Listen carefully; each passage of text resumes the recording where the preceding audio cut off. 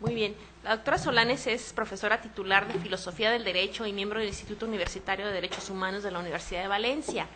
Su investigación aborda cuestiones relacionadas con los derechos humanos desde la perspectiva del derecho español y el comparado, entre otras sobre las sociedades multiculturales, ciudadanía, extranjería, inmigración, igualdad, integración social, voluntariado y el tercer sector. Ha publicado distintos artículos sobre estas materias en revistas españolas y extranjeras. Por ejemplo, cómo gestionar los flujos migratorios para potenciar la inmigración legal, un análisis jurídico desde España, en Migraciones Internacionales, volumen 15. Otro artículo de su autoría es La política de inmigración en la Unión Europea desde tres claves, publicada en la revista Árbol en 2005. Otro artículo es Las fronteras frente a la inmigración, regulación jurídica de la residencia de extranjeros extracomunitarios en Italia y España, publicado en Sociología del Derecho, supongo, Diritto, ¿no? En el 2002. Trabajos en obras colectivas como globalización y transformación de los flujos migratorios, en el libro editado por Parini, sobre mundialización y estrategias y los roles de estas, París 2002, y libros como El espejo italiano, un estudio de la normativa sobre la inmigración en Italia, en Dickinson, en Madrid en 2001. En fin, en el ámbito internacional ha colaborado y realizado estancias, entre otros, en distintos organismos, como por ejemplo en París, en el Instituto de Estudios e Investigaciones sobre Europa y el Mediterráneo, en la Agencia para el Desarrollo de Relaciones Interculturales del Centro de Información de Estudios para las Migraciones Internacionales en Ginebra, y actualmente se encuentra en el Centro de Estudios Comparativos de Inmigración en San Diego, en la Universidad de California. Pues bienvenida, doctora Ángeles. Esperamos con mucho entusiasmo su participación. Adelante. Bueno, muchas gracias. Primero, dar las gracias a Rafael y a Lorena por la organización de este seminario, de este encuentro, por la oportunidad que me brindan de estar aquí. Estoy muy contenta de poder estar otra vez en el COLEF. Estuve el viernes de hace 2 semanas y quedé encantada. Y bueno, entonces quiero agradecer a ellos la organización y a ustedes el hecho que hayan venido, porque claro, pues competir con el Mundial no es fácil. Entonces, soy consciente de que el tipo de presentación que yo les puedo hacer pues es una presentación que viene marcada por mi formación. Yo soy de formación doctora en Derecho, o sea, jurista, como me dicen en San Diego, lawyer, sí, abogada. Entonces, el tipo de análisis que hago es un tipo de análisis jurídico, aunque he intentado que el texto que les pasé, y que confío en que no todos hayan leído porque es muy jurídico, pues no lo fuera tanto. El tema que estoy trabajando en el CCIS y del que les presento hoy una especie de aproximación es la política de inmigración analizada desde la perspectiva de los derechos humanos Estados Unidos-España. Ese era el tema genérico que he estado trabajando estos 4 meses, que me ha dado tiempo a prácticamente casi nada, porque los 4 meses no he podido ni acabar de estudiar las leyes federales americanas, con lo cual me voy con muchísimos deberes pendientes para continuar con esta materia, pero hoy quería presentarles, digamos, las líneas generales.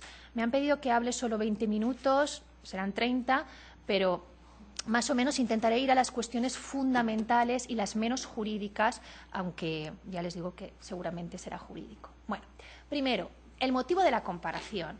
Claro, comparar Estados Unidos con España. Estados Unidos se autodefine en su Ley de Inmigración y Nacionalidad del año 52 como una nación de inmigrantes.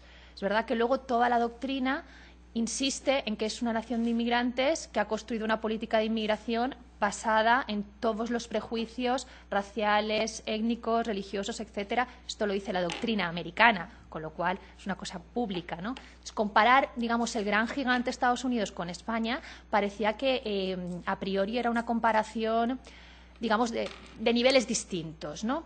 ¿Por qué el caso de Estados Unidos? Bueno, el caso de Estados Unidos por la larga tradición migratoria, y el caso de España, no porque yo sea española, sino el caso de España es especialmente interesante porque en muy poco tiempo se ha situado en niveles de recepción de flujos migratorios muy importantes. Es decir, si pensamos en España, en la primera ley de inmigración española es del año 85.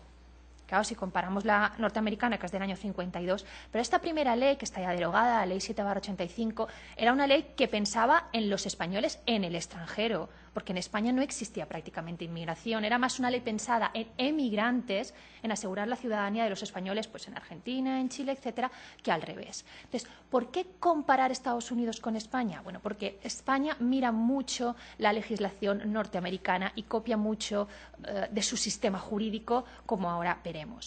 He recogido los datos del padrón y no me he atrevido a hacer una tabla porque sabía que estaba entre sociólogos y viendo las críticas del otro día digo, pues igual algo mal la tabla seguramente, entonces lo he puesto por escrito y así no está mal, ¿no? Los datos son significativos por la siguiente cuestión. Estos datos que se reflejan en el cuadro vienen a recoger lo que es la población empadronada. El padrón municipal en España es el registro que llevan los ayuntamientos para saber las personas que viven en un municipio, ¿vale? No que residen legalmente, no, sino quién vive aquí, ¿vale? En Tijuana, quién vive, pues eso se tiene que inscribir obligatoriamente y eso es el padrón municipal. Entonces, el interés de analizar el padrón es que es el único registro que recoge a personas en situación de irregularidad. O sea, si analizamos cualesquiera otros datos, los datos oficiales que aporta el Ministerio de Trabajo e Inmigración, etcétera, están trabajando sobre personas en situación regular. El padrón es el único que introduce una mínima franja de irregularidad. Entonces, si vemos estos datos, sobre 46 millones, casi 47 millones de personas en total, en el año 2010 habían ya 5,6 millones de extranjeros. Los extranjeros en España no son todos inmigrantes. Esto hay que explicarlo para que se entiendan los datos. De ese dato de 5,6 millones de extranjeros, 2,3 son nacionales de la Unión Europea. Es decir, no están dentro del régimen de extranjería porque son comunitarios. Tienen un régimen específico. Por tanto, ¿cuántos inmigrantes se calcula en mayo del 2010 que hay en España? Personas sometidas al régimen jurídico de la legislación de extranjería. Pues aproximadamente 3,3 millones, que es el resultado de hacer la resta, ¿no?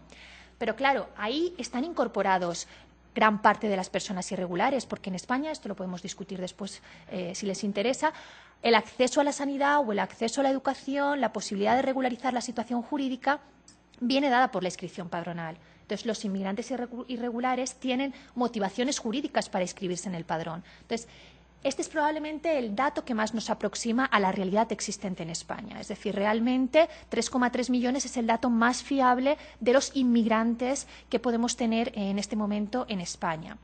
También el padrón nos da el reflejo del cambio en las nacionalidades. El crecimiento más espectacular de los últimos años han sido los rumanos, pero los rumanos en la actualidad no son inmigrantes en España, son extranjeros comunitarios, porque Rumanía está incorporada a la Unión.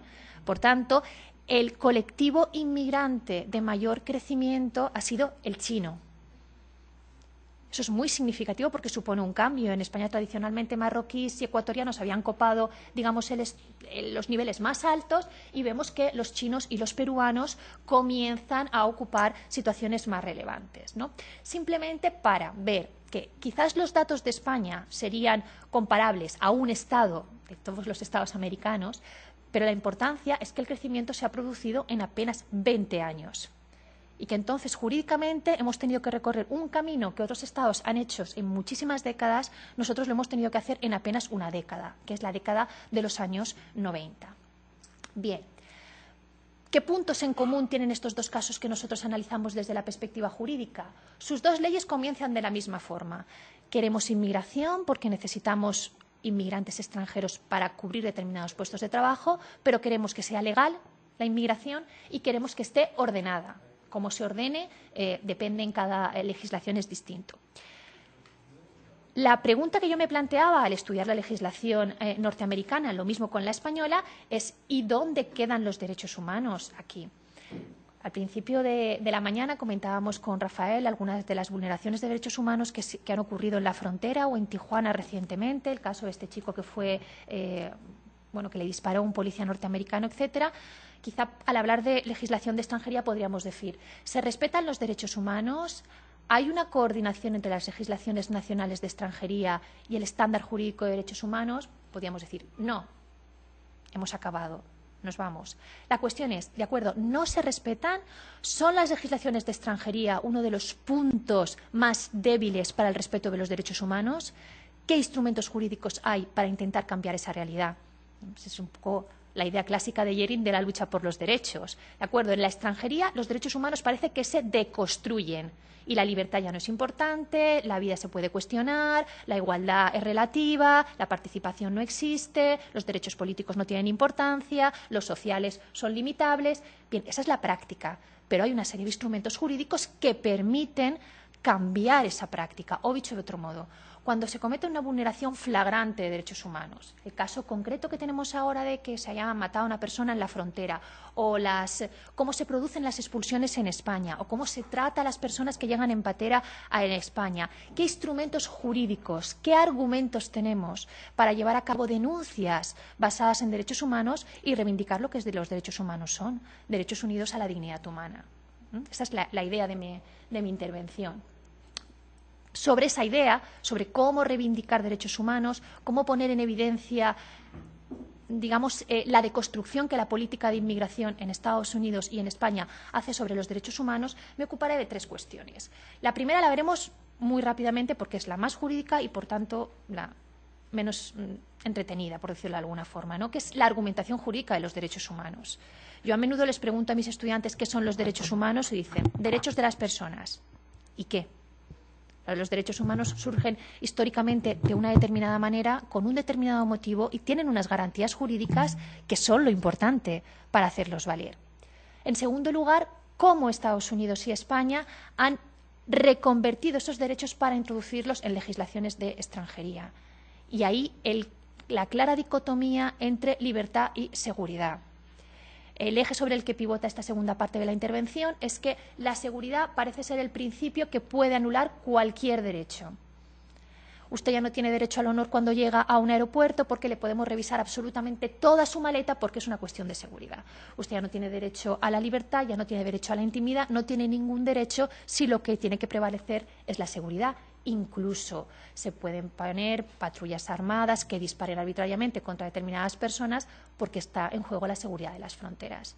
Ese, digamos, es el argumento de la dicotomía entre libertad y seguridad, pero eso es contrario a todos los tratados de derechos internacionales y contrario a las constituciones de los casos que analizamos, que es el caso de Estados Unidos y España.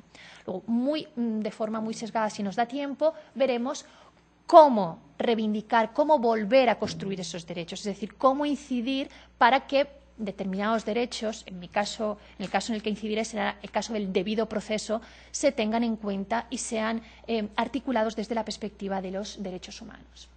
Bien, si vemos lo que vamos a ver más rápido, la perspectiva de los derechos humanos, quiero matizar primero una cuestión. Es verdad que Estados Unidos ha ratificado proporcionalmente muy pocos tratados internacionales sobre derechos humanos. Digamos, no lo podríamos poner de ejemplo en una clase de derechos humanos, pero ha ratificado la Declaración Internacional de Derechos Humanos y los pactos de 1966, que son los tratados de derechos humanos fundamentales. Lo ha hecho con algunas excepciones, pero lo ha hecho. España los ha ratificado sin excepciones. Es decir, al ratificar tratados internacionales, los Estados han asumido obligaciones jurídicas. Obligaciones, primero, de respetar y proteger determinados derechos. La Declaración del 48 recoge derechos muy básicos, derechos que uno dice, bueno, esto no haría ni siquiera falta que estuviera en una declaración internacional. Bueno, surgen tras el exterminio de la Segunda Guerra Mundial, es decir, sí es necesario que un tratado internacional recoja determinados derechos, porque ni la vida se respeta, ni la igualdad se respeta, ni la libertad se respeta.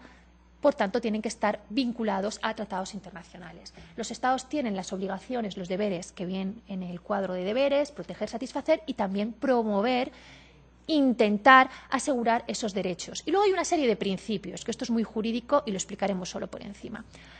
¿Cualquier derecho se puede interpretar en una corte internacional de cualquier forma? ¿Se puede interpretar por un juez de Arizona de cualquier forma la ley de extranjería? No. ¿Por qué? Porque está bien enmarcada por los tratados internacionales y por la Constitución, en este caso americana. Y lo mismo para el supuesto de España. Es decir, cuando hablamos de derechos humanos, hay unos principios que no se pueden eludir. Por ejemplo, el de no discriminación.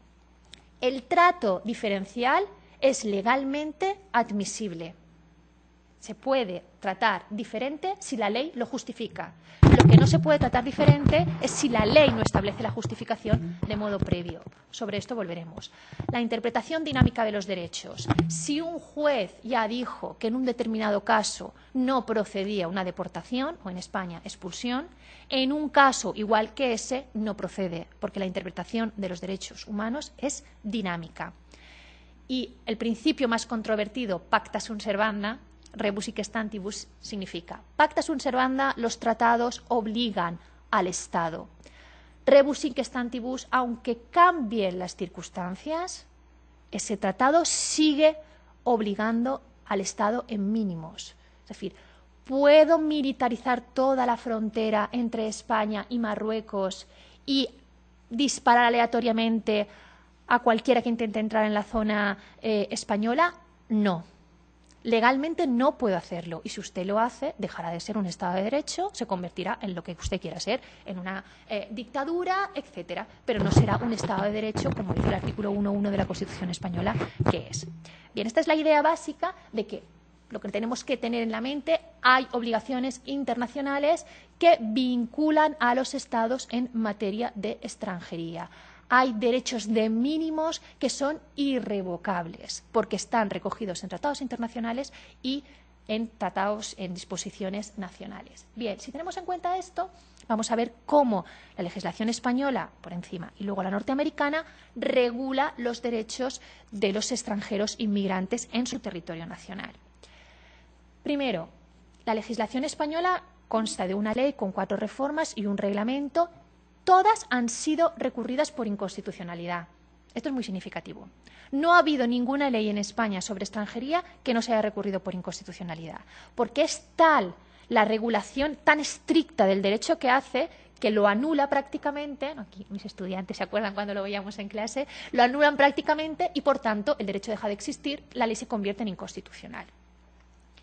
En la legislación española, toda la jurisprudencia del Tribunal Constitucional, o sea, el tribunal que interpreta la Constitución, ha incidido en que los derechos de los nacionales y los extranjeros no son iguales.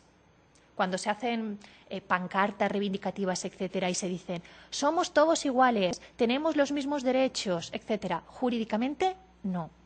Ni en España ni en Estados Unidos. La jurisprudencia del Constitucional admite diferenciaciones en el trato que se dé a los inmigrantes. Lo que no admite es cualquier diferenciación.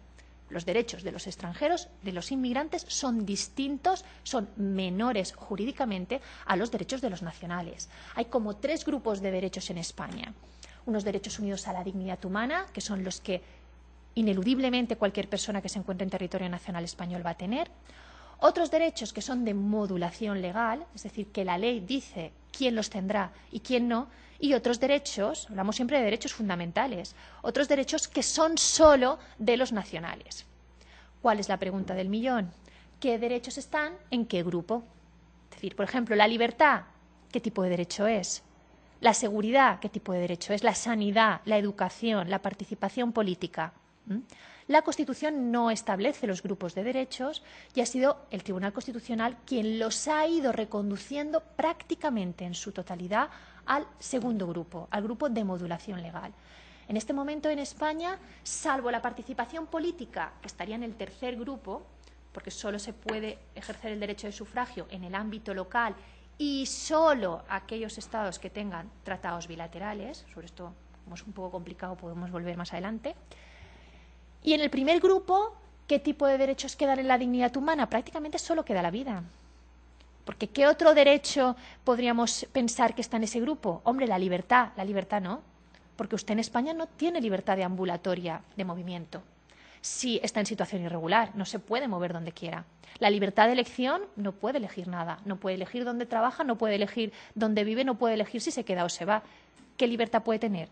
La libertad es un supuesto que está en el segundo grupo, es un supuesto de modulación legal. Entonces, es la ley de extranjería, la última que acabamos de aprobar, la 2/2009, la que concreta esta situación. Entonces, los derechos tienen un mínimo irreductible, pero el mínimo es muy mínimo.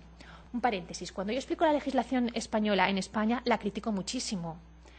comparándola con la americana, con la norteamericana, claro, me parece la panacea. Porque yo les intentaba explicar a profesores norteamericanos que las personas en situación irregular en España, si se inscriben en el padrón, tienen asistencia sanitaria universal, y lo tuve que repetir 4 veces porque no lo podían entender. O sea, que tuvieran asistencia sanitaria en igualdad de condiciones que los españoles. Entonces, nosotros lo criticamos, pero comparado con el caso norteamericano, digamos, es una legislación más benévola, también tiene un volumen inferior de inmigrantes. Bien, la idea de la legislación española es que los derechos de los españoles y de los extranjeros son distintos. Y en el caso de la legislación norteamericana, lo mismo. La legislación norteamericana yo me he fijado básicamente en la ley federal, ¿no?, que es la ley del 52, con todas las modificaciones que tiene, que es jurídicamente muy complicado. ¿Por qué en la ley federal? Porque aunque de la práctica se deduce que los estados a nivel estatal tienen una voluntad de regular inmigración, la ley federal sigue teniendo la competencia máxima, o dicho de otra forma. Existe lo que se llama la jerarquía normativa. La ley federal está por encima de la ley estatal y por de la ley de los respectivos estados. Y por tanto, la ley de Oklahoma, California o Arizona puede establecer lo que quiera, puede sobrepasar la dimensión que quiera, pero será declarada inconstitucional, porque tiene que estar de acuerdo con la ley superior, que es la federal, y la federal tiene que estar de acuerdo con la Constitución, y eso se le llama jerarquía normativa. Si quieren, luego podemos hablar de la ley de Arizona, para no detenernos ahora. Claramente es una ley que bordea la constitucionalidad, porque atenta a supuestos que tendrían que venir regulados por la ley federal. Si se leen, por ejemplo, las actas parlamentarias, no es una lectura entretenida, pero si se leen las actas parlamentarias del 2007, cuando se intenta modificar la ley federal norteamericana, y al final no se consiguió, la reforma que se inicia en 2006 y en 2007 culmina porque no es posible, nos damos cuenta que las competencias que los estados están asumiendo son competencias que la Constitución ha decantado en la ley federal. Por tanto, Arizona u Oklahoma no pueden establecer determinados preceptos sin que esos preceptos después sean susceptibles de ser declarados inconstitucionales. Por eso yo me he centrado en la ley federal, digamos, en el top, en la regulación de la legislación de extranjería e inmigración en Estados Unidos.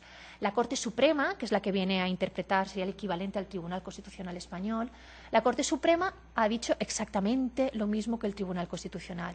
Los extranjeros y los nacionales no tienen los mismos derechos, tienen derechos distintos. Es más, la Corte Suprema norteamericana se decanta solo por proteger derechos de extranjeros en situación regular.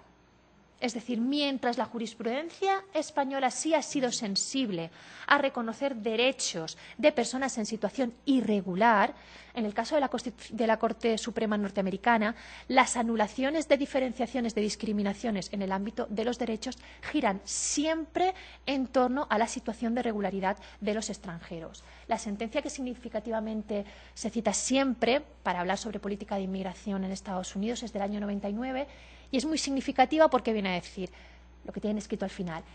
Es inherente a la soberanía del Estado establecer diferenciaciones. El Estado es soberano para distinguir entre nacionales y extranjeros con la finalidad de ¿qué? De proteger a los nacionales, de que el Estado sea un Estado seguro. Esta es la idea fundamental que se establece en el caso de la jurisprudencia norteamericana. Bien.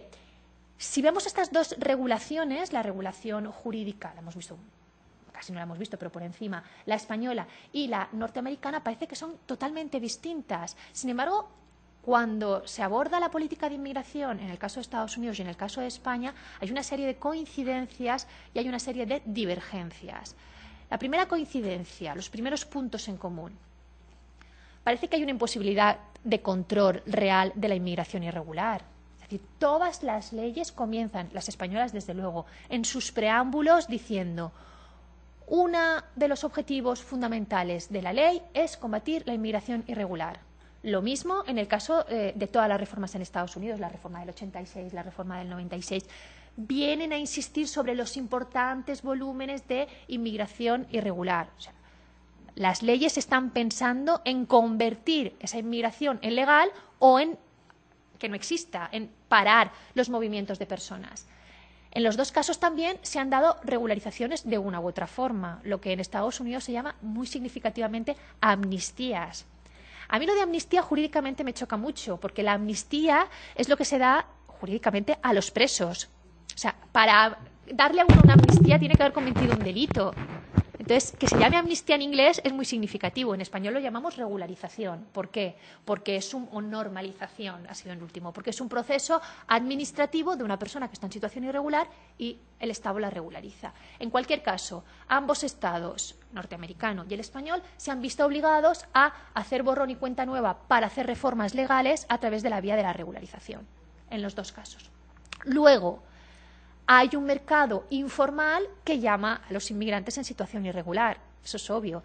En el caso de Estados Unidos no he podido encontrar estadísticas que, no me ha dado tiempo a encontrar estadísticas que lo avalen, pero en el caso de España, Eurostat, que son las estadísticas de referencia, mantiene durante prácticamente los 5 últimos años España en el segundo lugar de economía sumergida. El Estado europeo que más economía sumergida tiene es Italia.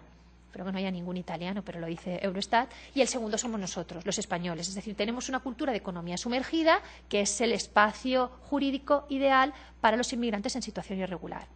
Estas son las coincidencias. Ahora, las divergencias, sí que quiero llamarles mucho la atención sobre las divergencias porque son muy importantes y yo desearía que España no copie esto en su legislación. Uno de los puntos diferenciales entre las disposiciones normativas en el caso norteamericano y en el caso español es que en el caso norteamericano la inmigración irregular se está convirtiendo en un delito. Es decir, está pasando al ámbito del derecho penal. Todos los estados europeos, todos sin excepción, tradicionalmente han regulado la legislación de extranjería desde el ámbito del derecho administrativo. Últimamente, en los últimos años, la última reforma del 2007 en Italia ha incorporado algunos supuestos delictivos, pero ningún Estado europeo, ninguno, regula la legislación de extranjería desde la perspectiva del derecho penal. Se regula desde el derecho administrativo. Para que lo entiendan, digamos, para que sea más gráfico. Yo siempre les digo a mis estudiantes, estar en situación irregular es como aparcar mal el coche. En España es derecho administrativo, no es derecho penal. ¿Qué significa eso? La irregularidad no genera antecedentes penales. En España. Yo creo que una de las cuestiones más preocupantes en el ámbito de los Estados Unidos es que la inmigración irregular se está equiparando a delitos menores y genera antecedentes penales. Y los antecedentes penales imposibilitan la entrada en cualquier otro estado. ¿Qué estoy diciendo? Para que se entienda, no estoy segura de que quede claro. Si un inmigrante que intenta entrar en situación irregular en Estados Unidos lo hace por Arizona, se le abre un supuesto en Tribunal Federal, se le abre un supuesto penal y se le deporta, tiene antecedentes penales que le incapacitan para entrar en ningún estado europeo. No puede ir en ningún estado europeo. ¿Por qué? Porque tiene antecedentes penales, pero no ha cometido ningún delito previsto en una normativa europea, porque la inmigración irregular en Europa no es delito, es sanción administrativa. Yo creo que es muy preocupante este acercamiento, tanto de las leyes estatales como federales, hacia el ámbito del derecho penal.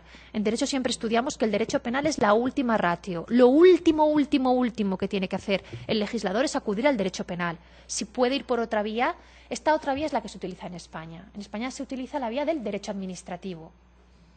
Es decir, la situación de irregularidad es una situación administrativa que puede llegar a dar situaciones de expulsión. La expulsión tiene como plazo máximo en España 5 años y si se expulsa de España durante 5 años no se puede volver a entrar en todo el territorio Schengen. Por ejemplo, Suiza no está en la Unión Europea, pero sí que está en territorio Schengen. Por tanto, no se podría volver a entrar. Pero no se generan antecedentes penales. Uno podrá visitar Estados Unidos o podrá ir de viaje de placer a Argentina porque no es un delincuente, porque no está en las bases de datos con antecedentes penales. ¿Vale? Yo creo que esta diferenciación es una diferenciación muy grave y muy difícil de justificar constitucionalmente. Es decir, que una infracción administrativa per se pueda ser considerada como delito. En ambos casos, tanto en un supuesto como en el otro supuesto, tanto en el caso de Estados Unidos como en el caso de España, detrás hay la necesidad de tener trabajadores que están aglutinados básicamente en su totalidad en el empleo sumergido. Una de las diferencias importantes cuando estudiamos la política de inmigración en Estados Unidos y en España es que en España la situación de irregularidad es quizá ahora menos con la crisis, quizá en los 2 últimos años menos, pero desde luego antes del 2007 era el paso previo a la regularidad. Es decir, tú quédate en España, que es muy difícil que te expulsen y que seguramente te acabarán regularizando. Porque tenemos una figura diferencial que en el ámbito de la legislación norteamericana no existe, que es la idea del arraigo. La posibilidad de regularizar la situación jurídica estando en España sin volver al país de origen si se cumplen una serie de requisitos. Podemos ver luego si quieren con detenimiento, pero por ejemplo, 3 años de estancia continuada, tener una oferta de trabajo, etcétera. Por supuesto, no tener antecedentes penales. Con antecedentes penales nadie se regulariza. 5 minutos. Bueno, pues eso. La inmigración irregular es, por tanto, digamos, la piedra de toque. No, yo ahora acabo con esto y ya paro. Sí. La piedra de toque, por tanto, digamos, el punto nuclear sobre el que intentan incidir las normativas de extranjería es la inmigración irregular. Las medidas tomadas desde Estados Unidos son medidas casi exclusivamente punitivas. No me atrevería a decir exclusivamente, pero casi exclusivamente pensadas para el blindaje de fronteras. Ahora lo veremos muy rápidamente. Las operaciones, yo he tomado un ejemplo, la operación Stemline, pero hay otras, ahora las veremos. En cambio, en España no. En España la actuación, digamos, frente a la inmigración irregular ha sido doble. La primera cuestión es el tipo de inmigración que se quiere. Esto es, digamos, la inmigración de futuro hacia la Unión Europea. La Unión Europea claramente ha entrado en la competencia internacional por los talentos, lo que se denomina inmigración altamente cualificada. Tenemos la directiva que tienen aquí, que es la directiva del 2009. Las directivas son obligatorias para los Estados nacionales. Es una directiva para toda la Unión, los Estados las tienen que transponer. El tipo de inmigración que se quiere es la idea de tarjeta azul, ¿no?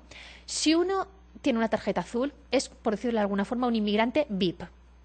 Un inmigrante importante, bien visto, el tipo de inmigrante que España quiere y que en general la Unión Europea va a querer en los próximos 5 años. Frente a la inmigración que habíamos tenido hasta ese momento, que era una inmigración, digamos, más de base. En España, no sé si lo saben, funcionan los contingentes, las cuotas de entrada anual. Miren la última línea. No está, sí, está en este. La última línea, el contingente del 2008, personas que podían entrar legalmente en España a trabajar en el 2008, 15.781 en el 2008. En el 2010, 168. Es una diferencia brutal. ¿Por qué? Porque los contingentes solo contienen lo que se denominan, los contingentes o cuotas legales de entrada en el Estado español, solo contienen trabajos de base. Da igual que usted sea médico, da igual que sea ingeniero, usted viene a trabajar en uno de los 4 sectores del contingente. Agricultura, servicio doméstico, hostelería y servicios en general, ¿no? Y construcción era el otro. Si es médico y viene por contingente, viene a uno de estos sectores. Luego es mano de obra primaria. Como esta mano de obra primaria ahora en España no tiene cabida, de hecho, comentábamos el otro día con David Fitzgerald que en España se está produciendo un fenómeno muy significativo de vuelta de la población autóctona a la agricultura, sobre todo en la zona de Andalucía, que era un sector, digamos, relegado para el contingente porque los españoles no querían trabajar en el ámbito de la agricultura. La crisis ha hecho que los nacionales vuelvan a esos sectores. Entonces los contingentes se cierran. Se cierran los contingentes, prácticamente no existen, pero sigue la posibilidad abierta de entrar con tarjeta azul. Esos 168 puestos que se ofertan ahora de entrada en España son prácticamente en su totalidad para personal médico, lo cual está generando un ámbito conflictivo importante porque estudiar medicina en España es muy complicado, las notas de corte son muy altas y sin embargo se importa mano extranjera vía contingente para trabajar en los hospitales españoles. Sobre esta cuestión podemos insistir más adelante. Es decir, no solo se utiliza el ámbito punitivo, sino un ámbito preventivo. Se pensó también en poner en marcha el programa de retorno voluntario, pero el programa de retorno voluntario en España ha sido un completo fracaso. Como ven, a la pregunta formulada en el Senado el 8 de junio de 2010, se preguntó en el Senado por qué el Ministerio no ofrece los datos sobre retorno. Era como un secreto, nadie sabía muy bien. Entonces se preguntó formalmente en una de las cámaras y se respondió el 8 de junio. Se han acogido a ese plan 9.114 inmigrantes. O sea, con una mano se cuentan. Ha sido un total fracaso porque no es lo que su nombre dice. Ni es retorno ni es voluntario. ¿Por qué no es voluntario? Porque no lo eliges. ¿Vale? ¿Y por qué no es retorno? Porque tiene medidas aparejadas de que no puedes volver a España. No es que te vas y si luego quieres vuelves, sino que es como una especie de expulsión pero diferente, por decirlo de alguna forma. Entonces, ante la duda y si tengo economía sumergida, me quedo en España. Voy a comentar solo una última cuestión, me voy a saltar todo esto para ver, digamos, lo que es... Bueno, quería comentarles un poco lo de la seguridad y el orden en el caso de Estados Unidos. El caso de Estados Unidos, yo creo que entre las medidas de acción que se han puesto en marcha en Estados Unidos para luchar contra la inmigración irregular, de todos los supuestos que yo he leído, de todos los casos que se han puesto en marcha, digamos, el caso más flagrante de vulneración de derechos humanos es el caso de la operación Streamline. No sé si la conocen. Bueno, es un caso, se puso en marcha, es una operación que se pone en marcha en 2007 en la zona de Arizona, cuyo, así lo dice al presentarse formalmente ante el Estado, se dice que la pretensión de esa operación es la inmigración cero. Es muy pretencioso poner eso por escrito, pero así lo dice. O sea, que no haya inmigrantes en situación irregular. ¿Cuál es digamos, el valor añadido que esta operación tiene? Pues que convierte las entradas irregulares por la zona de Arizona en delitos federales. Se pone en marcha en el 2007 y el primer análisis con datos está colgado en la página del Instituto Warren, está colgado este informe. El primer análisis, digamos, de los resultados de esta operación lo lleva a cabo el Instituto Warren en junio del 2010 y viene a decir lo siguiente. Entre el 2007 y el 2008, o sea, cuando comienza a aplicarse esta operación de inmigración cero, claro, los delitos federales se duplican porque cualquier entrada irregular se considera delito federal. ¿Esto qué hace? Que los juzgados están completamente desbordados y no pueden dar abasto solo para la resolución de causas que en principio no tendrían por qué ser llevadas por la vía penal. Por otra parte, es verdad que se producen muchísimas menos aprehensiones, es verdad que hay menos cantidad de personas que deciden pasar por Arizona porque lo que hacen es pasar por California. ¿Por qué? Porque la ley que estaba pensada, esta operación que estaba inicialmente vista para combatir la lucha contra el tráfico de personas, combatir el tráfico de drogas, etcétera, reconduce los mismos recursos para la trata de personas, la trata de órganos o el narcotráfico, los mismos recursos para la entrada en situación irregular. Por tanto, no es verdad, no se puede demostrar, dice este informe, que haya una causa-efecto entre el inicio de la operación y que realmente la inmigración irregular haya descendido. Desciende la inmigración irregular solo en el punto en el cual se aplica esa medida. Lo que hace es que se canaliza hacia California, hacia la zona sur de California. Es muy interesante leer el estudio porque, por ejemplo, pone en evidencia cuántas deportaciones se producen de personas cuyos hijos son ciudadanos americanos, cosa que, paréntesis, en España no pasaría, porque en España no funciona el ius solis estrictamente. Por nacer en España no eres español, depende de muchísimos otros factores.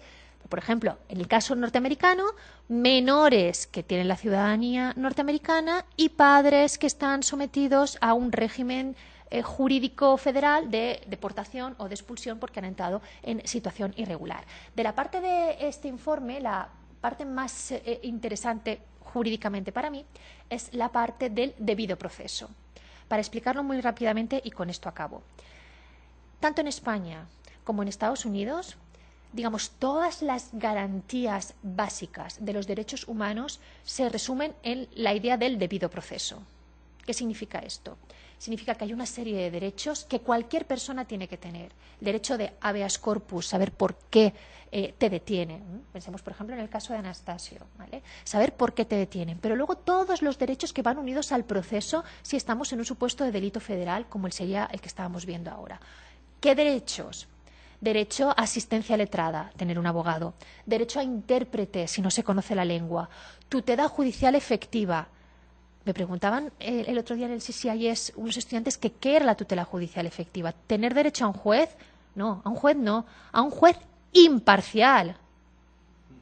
Es distinto. No es que te tengas cualquier juez. Si tú tienes cualquier juez, en los juicios de Nuremberg ponen en evidencia que los nazis ponían jueces, claro que sí, pero no jueces imparciales. O sea, es un juez que te va a juzgar solo con arreglo a la ley, no por cualquier otro tipo de estereotipo, raza, etcétera. Entonces, el debido proceso no se respeta en esta operación. ¿Por qué? Porque no hay tiempo para ello. Si un tribunal está completamente desbordado con supuestos que se han convertido en delitos federales, es muy difícil asegurar que haya asistencia jurídica letrada, que haya derecho a intérprete, etcétera. Entonces, yo creo que una de las cuestiones, por resumir, yo creo que una de las cuestiones fundamentales, tanto en la legislación norteamericana, yo creo que más en la norteamericana que en la española, aunque puede parecer que lo digo porque soy española, pero realmente lo pienso, es asegurar los derechos de las personas que se encuentran en situación irregular. Por ejemplo, antes de que me lo pregunten, lo pongo de ejemplo. En el caso de Anastasio, que comentábamos antes, una persona, si el caso fuera este, una persona que es detenida en la frontera, una persona que iba a ser deportada, iba a ser expulsada y huye, ante la huida, la policía dispara y le mata. ¿Estamos en un caso de vulneración de derechos humanos? Vamos a dejar aparte la moral. La moral, que cada uno vamos a pensar lo que queramos. Uno puede pensar, aquí no queremos, como las pintadas que había en las vallas de Ceuta, aquí no queremos ni un negro, por ejemplo, se puede pensar, pero eso da igual, desde la vía jurídica. ¿Puede usted demostrar que hubo abuso policial? ¿Puede usted demostrar que no hubo resistencia? ¿Puede usted demostrar? Si lo puede demostrar, entonces tenemos un caso de derechos humanos. Si no lo puede demostrar, no. ¿Con esto qué quiero decir? El inmigrante en situación irregular es el sujeto más débil del ordenamiento jurídico porque está ante la total vulnerabilidad. Entonces, la única forma de seguir reivindicando, de insistir en que el debido proceso es obligatorio en el Estado de Derecho, de que los tratados internacionales no pueden consentir que haya muertes vamos a decir, basadas en determinados estereotipos de raza, de etnia, etcétera, es reivindicarlo desde el ámbito jurídico. Es reivindicar que hay presupuestos constitucionales en los dos estados, en el Estado español y en el Estado norteamericano, que avalan la exigencia de un debido proceso y que también el debido proceso es exigible si se juzga a los policías que han matado a esa persona. Es decir, si se abre una investigación y si se juzga a esos policías que actuaron con un pretendido abuso de la ley, si se extralimitaron en sus funciones, igualmente esas personas tienen derecho al debido proceso, porque eso es el Estado de Derecho, tanto en España como en Estados Unidos. Bueno, me he pasado con el tiempo. Muchas gracias.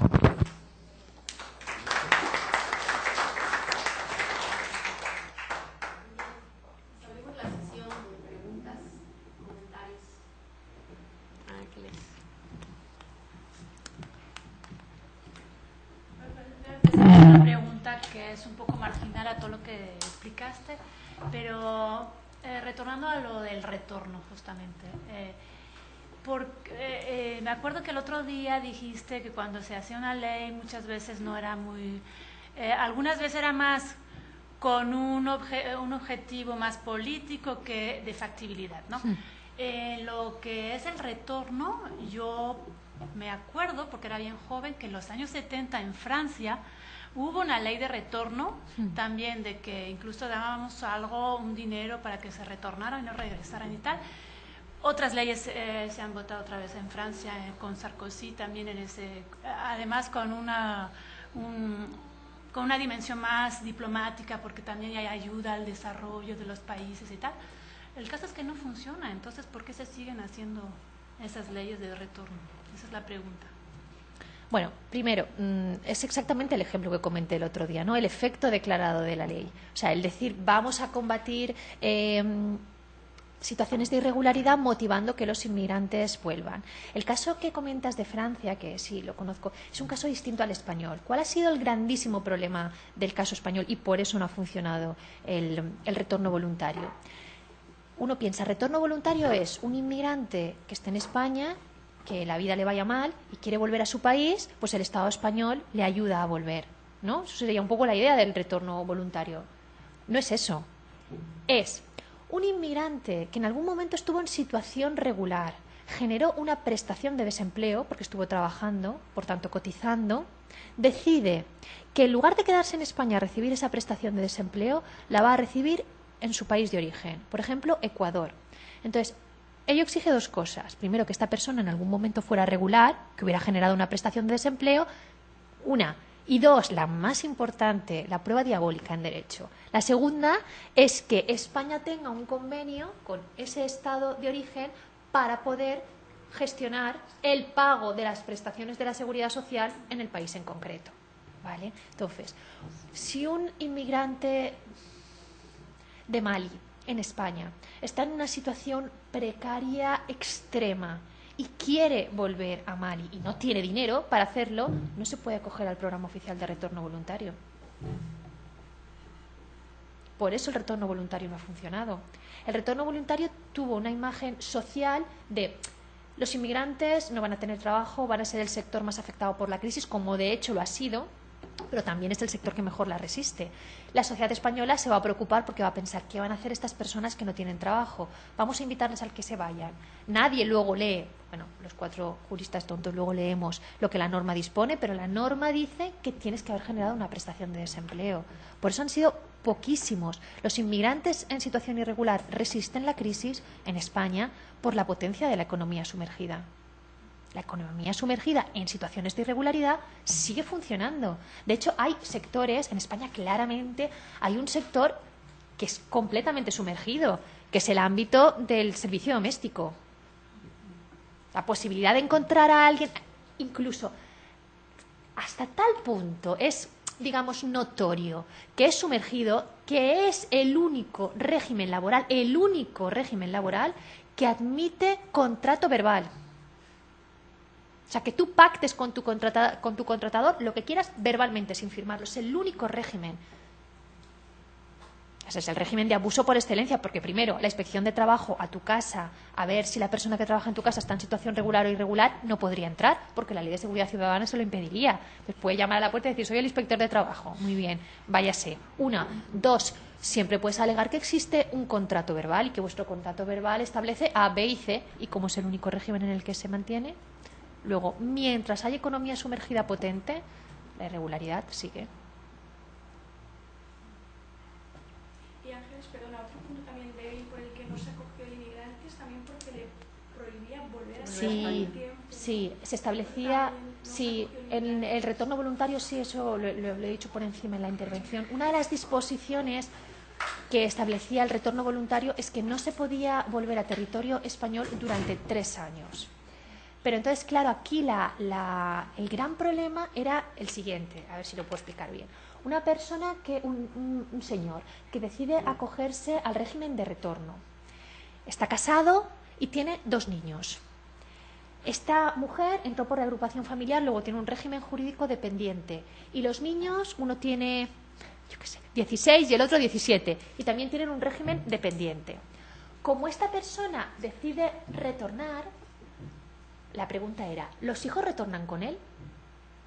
Tienen lo que se denomina el régimen jurídico arrastrado, ¿no? Dependen del que se va, luego tienen que abandonar España. Vale, pero ¿los hijos pueden volver a España antes de 3 años? Porque claro, el que ha retornado es el padre. Según la administración, no. Entonces, claro, no motiva mucho porque, claro, el niño que cumpla 18 años, retornó 2 años antes con su padre, tiene 1 año de espera para poder intentar entrar otra vez en España. Este era uno de los requisitos que establecía el retorno voluntario también.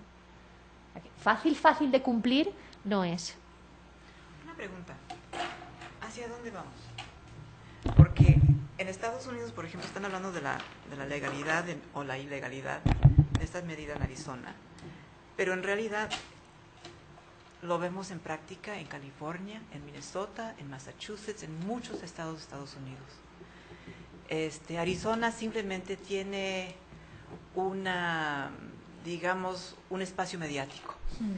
Pero lo que pasa en Arizona está pasando en todo el país. Y sí creo que la ley puede ser una defensa, también puede ser algo que entorpece porque no cambia suficientemente rápido cuando las cosas, digamos que hay una tendencia más humanista, progresista, etcétera. En este momento estamos viendo lo contrario, que la ley es más progresista que la corriente cultural en Estados Unidos. Entonces, lo que yo percibo en Estados Unidos es una tendencia muy fuerte en apoyo hacia este tipo de medidas, digamos, cultural, social, etcétera. Hacia medidas represivas. Y que la ley no retiene, o sea, Obama, los legisladores, algunas cortes además apoyan las medidas de Arizona. ¿Qué va a pasar en España, en Europa? Digamos, si la tendencia en Estados Unidos es hacia estas medidas más, digamos, agresivas, antiderechos humanos, en España van a seguir esta tendencia, en la población en general. ¿Qué va a pasar? ¿Cómo lo ves tú en el futuro? Digamos que yo el caso de España pienso que una de las cuestiones más importantes es el discurso del miedo. O sea, pues la idea esta es una idea muy arraigada en España, pues por ejemplo con los derechos sociales se ve muy claro, con el acceso a la educación y con el acceso a la sanidad. Dice, bueno, el Estado no puede soportar ya, porque los niños inmigrantes en situación irregular están escolarizados, claro, y tienen asistencia sanitaria y hay una serie de ayudas estatales, etcétera. Entonces, esto cala mucho en la población autóctona. El ejemplo que les ponía a mis estudiantes de máster. En el año 2006, todas las becas de comedor de la ciudad de Valencia, todas las becas de comedor fueron para niños inmigrantes. Todas. Pero no fueron para niños inmigrantes por ser inmigrantes, sino porque se establece un baremo económico y resulta que las rentas de ingresos más bajos la tiene la población inmigrante, con mucha diferencia. Entonces, si sacas 30 becas, las 30 se las llevan niños inmigrantes porque sus padres tienen rentas ínfimas. Pero la población autóctona no lo percibe así. La población autóctona percibe que han llegado los ecuatorianos y se han quedado las becas de comedor. Por mucho que tú les intentes explicar que el estado de bienestar funciona en base a las rentas y a los ingresos y al reparto y a la redistribución, la gente en su vida diaria no lo entiende. Entonces se genera un discurso de miedo muy importante. Yo, por ejemplo, lo vivo muy directamente, con un entorno contrario a la inmigración, con un entorno que dice, bueno, es que, claro, este discurso tuyo está muy bien, pero es porque tú eres funcionario, me dicen a mí, es porque tú eres funcionario y los inmigrantes no pueden ser funcionarios. Entonces, ¿qué creo que va a pasar? Creo que va a pasar una fuerte restricción. España tiene medidas en la ley que son muy preocupantes. Por ejemplo, una de las cuestiones que ahora se ha introducido y que a mí me preocupa mucho cómo pueda funcionar. Si quieres que tus hijos sean escolarizados o tengan un médico, tienes que estar en el padrón municipal, ¿vale? Para inscribirte en el padrón municipal tienes que poner dónde vives. Como los inmigrantes irregulares no tenían casa, pues por ejemplo, se empadronaban en mi casa. Yo les dejaba que se empadronaran en mi casa, aunque realmente no vivieran en mi casa. Eso se convierte ahora en una sanción. Eso está sancionado ahora con la ley. ¿Qué significa? Que cuando tu hermano vaya a decirte, me quiero empadronar en tu casa, tú le vas a decir, no, en mi casa no te empadrones porque eso será para mí una sanción. Y entonces tus hijos no podrán acceder ni a la escolaridad, ni tener médico, ni nada por el estilo. Las medidas en España van a ser medidas cada vez más restrictivas. Infinitamente mejores que en Francia, por ejemplo. Infinitamente mejores, muchísimo mejores que Italia. Italia es la legislación europea más represiva con mucha diferencia. Pero los puntos más calientes de política de inmigración son comunitarios, es decir, las listas de países a los que se pide visado para la entrada son comunitarios. Los norteamericanos pueden venir a hacer lo que quieran, no necesitan visado. Los bolivianos pues necesitan visado para toda Europa, incluida España, por ejemplo. Y las medidas de control de seguridad, que no me ha dado tiempo, son comunitarias. El SIS, Sistema Integral Schengen, el SIBE, el SIRENE, el SINET, bueno, anulan todos los derechos personales que puedan existir. Los tratamientos de base de datos, que están entre datos personales, color, huellas dactilares, etcétera, son compartidos por todos los estados de la Unión. El futuro es un futuro represivo, es un futuro represor. Y en España, de economía sumergida. Yo quisiera tener otro argumento y decir, no, pienso que se van a respetar más los derechos, pero no. Y alguien que fuera contrario a la inmigración, que a lo mejor esté aquí, lo esté pensando, no lo diga, o no está, diría, pero vamos a ver, es que el Estado no puede consentir que le quiten los trabajos a los españoles. Es que el Estado no puede consentir que un niño español no acceda a la universidad porque hayan inmigrantes que copan sus plazas. Es que el Estado... Bien, a esas preguntas que a mí me han hecho o a esas críticas que me han hecho, yo siempre contesto lo mismo. Es que eso no pasa en situaciones de regularidad. Eso pasa en situaciones de irregularidad. O sea, cuando se convierten en personas que agotan recursos pero no generan, es cuando están en situación irregular y no cotizan y no pagan impuestos. Si están en situación de regularidad, eso no pasa. Porque pagan los impuestos proporcionales que pago yo para que sus hijos vayan a la universidad. Es la irregularidad, el hacer que una persona que podría estar en situación regular se perpetúe en situación irregular, no cotice a la seguridad social, no pague sus impuestos al Estado, pero sigue estando aquí. ¿Por qué? Porque realmente tiene trabajo. Y mientras lo tenga, va a estar aquí. Si no lo tuviera, bueno, no sé, yo creo que cualquiera se muere de hambre en su casa antes que en otro estado.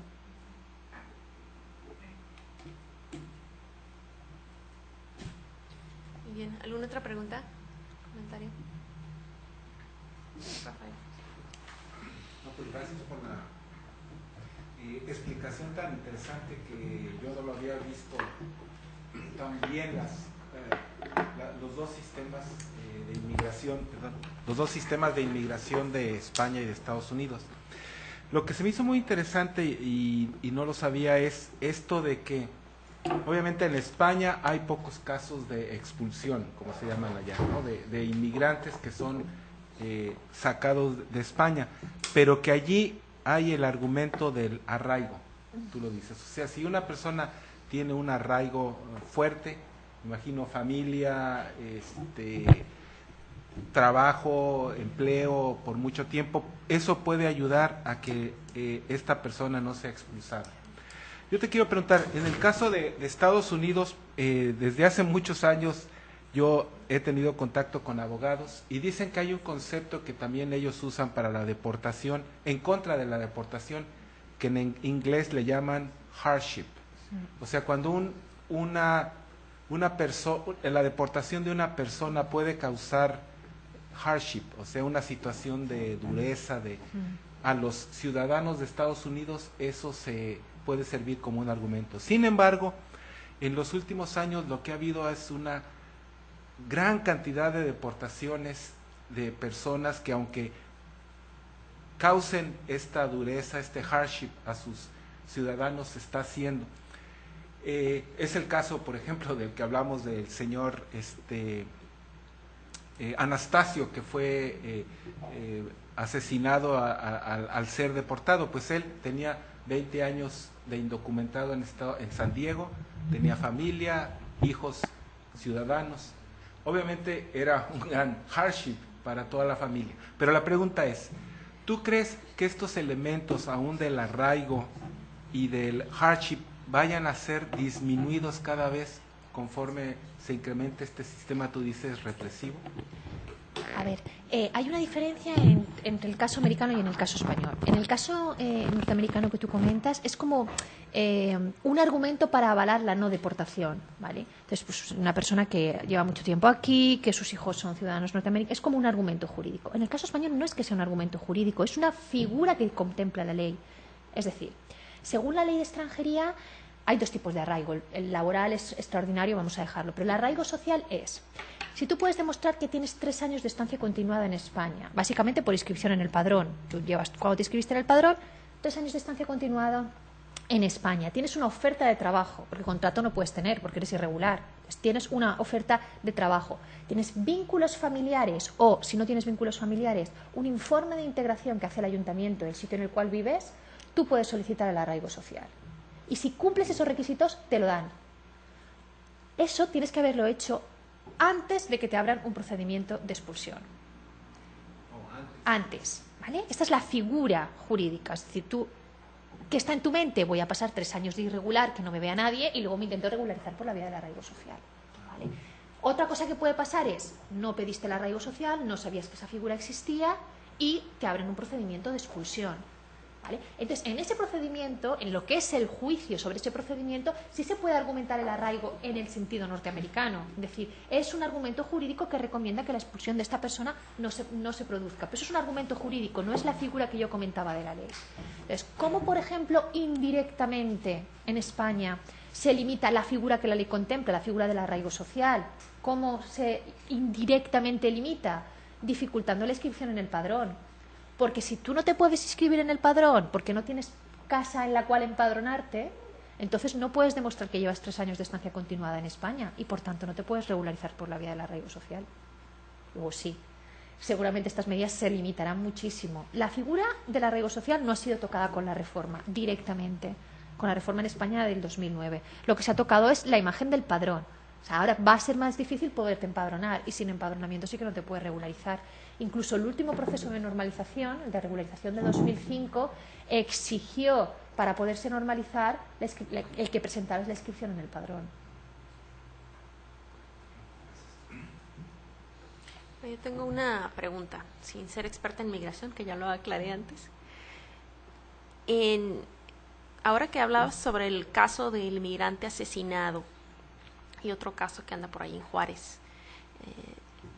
Una cuestión que me viene en mente al pensar en la cuestión de derechos humanos es qué es lo que opinan los migrantes en España y en Estados Unidos en cuanto a lo que constituye un trato normal por parte de las autoridades migratorias. O sea, ¿qué tanto abuso es normalmente permitido, ¿no? O sea, yo algunas cosas sobre seguridad, he leído bastante sobre trato a, por ejemplo, presos, ¿no?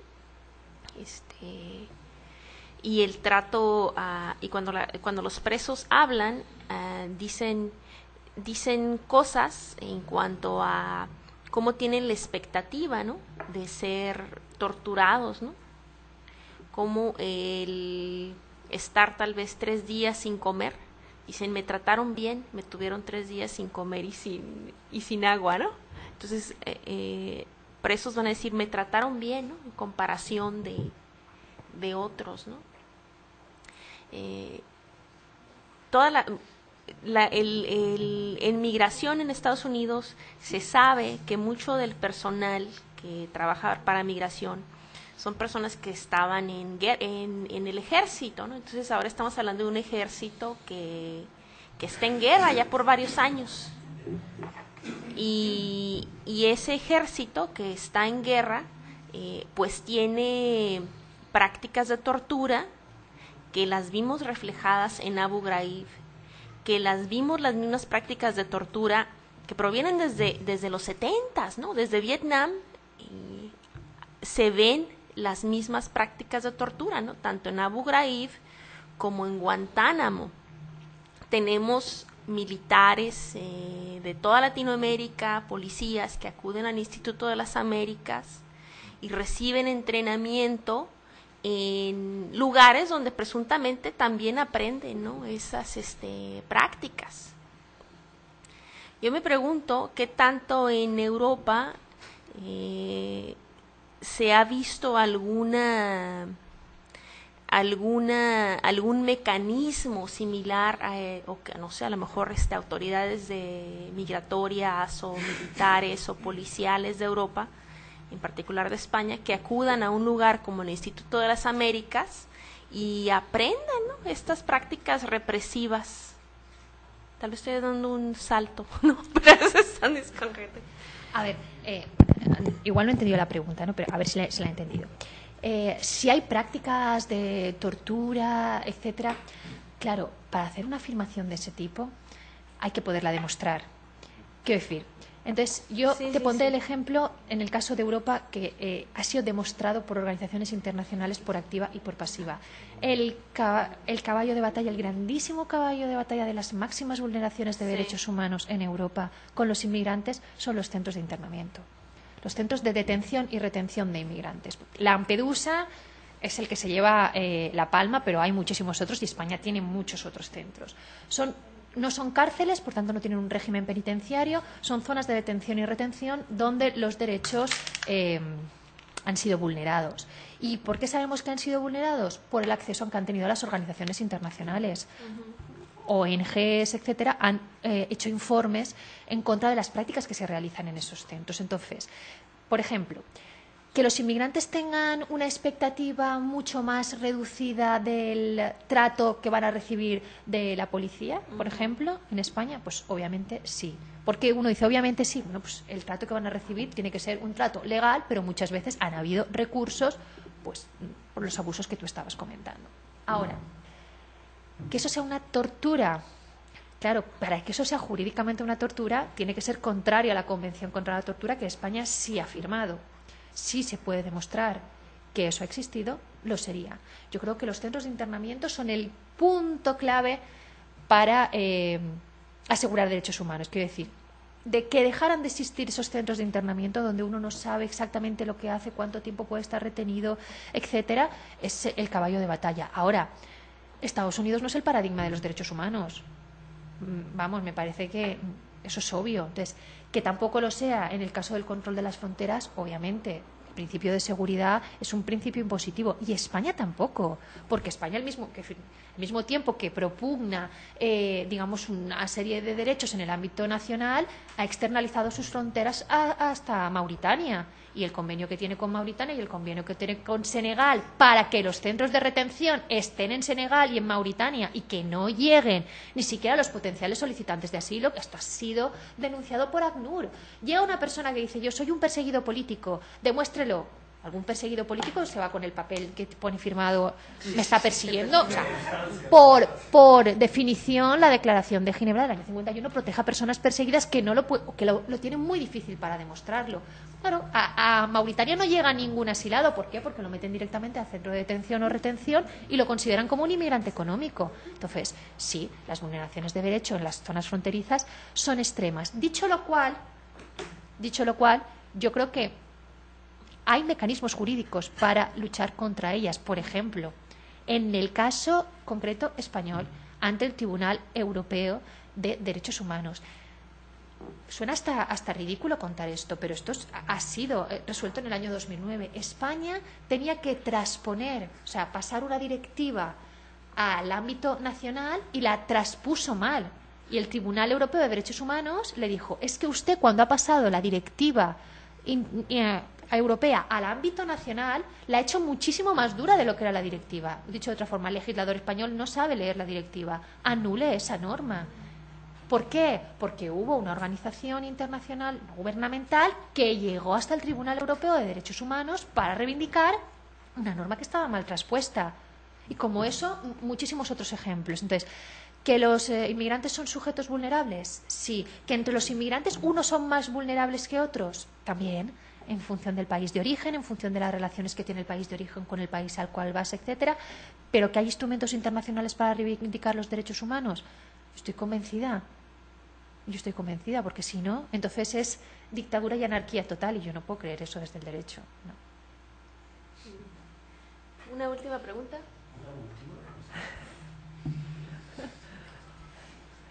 Tres, entonces. No, una. No, sí. Condensa. Una por inciso. No, es interesante siempre ver la dimensión jurídica, porque uno va por la vida hablando de migración, pero desconociendo algunas legislaciones. Que me iba a meter con el gobierno mexicano y no quería que lo grabara. Me causa el 31. Okay. Entonces, tres cuestiones. Se habla de derechos humanos de primera, segunda, sí, tercera generación. ¿Podrías un poco comentar algo? Sí. Luego, lo otro es, ¿se puede hablar de violación estructural de los derechos humanos? O sea, cuando en un país, o sea, entras y te lo violan, ¿no? O sea, en el sentido de que a veces un border patrol te puede violar los derechos humanos y es demostrable. Y a lo mejor dicen, no, es algo excepcional o algo muy periódico, ¿no? O sea, cada año, cada 2 años. Y en otras ocasiones dicen, no, hay países donde la estructura hace que la violación de los derechos humanos sea sistemática, estructural. En el mundo jurídico los abogados manejan ese tipo de distinciones, es una curiosidad. Y la tercera, bueno, y la tercera luego te la hago en la comida, no va a hacer que me la pirateen aquí los compañeros y tal.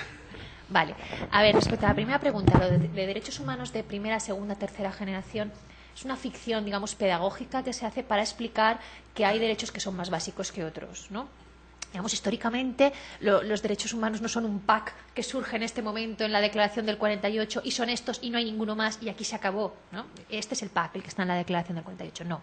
Los derechos de primera generación serían, digamos, los más importantes como los vitales, ¿no? Pues libertad, igualdad, etcétera. Y luego progresivamente se han ido incorporando derechos de segunda generación y ahí entraríamos en una discusión doctrinal, pero bueno. Por ejemplo, ¿cuáles? Los sociales podrían ser ya de segunda generación, educación, porque claro, si estás muerto, o sea, si no tienes derecho a la vida, pues ya la educación, digamos, un poco para explicarlo gráficamente, ¿no? Y luego después vendrían derechos de tercera generación, pues el derecho al medio ambiente, etcétera, ¿no? Son, digamos, escalas ficticias de derechos para incidir en la idea de que los derechos humanos están constantemente renovándose, que los derechos no son un pack, que hay otro y que están interrelacionados, que tú no puedes decir que en este país se respeta la igualdad y luego no dejar que las mujeres accedan a la universidad, porque si las mujeres no pueden acceder a la universidad no es solo derecho a la educación, es también igualdad, por decirlo de alguna forma. Esa es la primera pregunta. Y a la segunda pregunta, lo de si hay estados que estructuralmente vulneran derechos humanos. Vamos a ver. Las generalidades en derechos son siempre peligrosas porque normalmente no se pueden demostrar. Incluso un país que se autodefiniera, que sería muy difícil, como una dictadura extrema, pues siempre podría decir, para poner un ejemplo, pues en la España franquista había derechos fundamentales, lo de quien los tenía y quien no los tenía no. Entonces, es verdad, hay listas internacionales, por ejemplo, pues Amnistía Internacional establece determinados estados que vulneran derechos humanos de forma sistemática, etcétera. Pero es que yo creo que esa cuestión es muy importante. O sea, que hay estados que lo vulneran sistemáticamente, hay estados más vulneradores que otros. Pero la cuestión que no hay que perder de vista es que hay estados que se presentan como firmes defensores de los derechos humanos, que son la panacea incluso europea y que también los vulneran. Entonces, hay que estar tanto al caso concreto de la persona determinada, que en el más garantista de los estados de Estado de Derecho tiene un derecho humano vulnerado, cuanto a los estados que sistemáticamente... Lo que pasa es que lo que ocurre en el ámbito internacional es que la capacidad de presionar determinados estados, cada cual piense en el que quiera, es muy complicada. O sea, por ejemplo, cada uno que adivine el estado que podría cumplir estas características. Un estado que no se somete al Tribunal Penal Internacional. Cada uno que piense su ejemplo. Que no está en la Corte Interamericana, que por supuesto no reconoce ninguna jurisdicción al Tribunal Europeo de Derechos Humanos. Claro. Si un Estado que reconoce la jurisdicción del Tribunal Europeo de Derechos Humanos, por ejemplo España, vulnera los derechos humanos de una determinada persona, por ejemplo, al expulsarla, porque lo drogan, ¿recuerdas el caso este en la época de Aznar? Lo drogan, lo meten en un avión, es más, tiene una vía jurídica más fácil de recurrir que si eso hubiese ocurrido en otro Estado, pero eso no significa que igualmente sea una vulneración de derechos humanos. No sé si te he contestado.